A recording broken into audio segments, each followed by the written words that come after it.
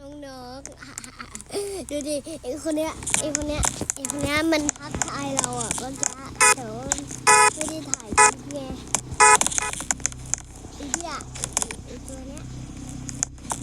ตัวมันเยอะเนี่ยจริงๆนะ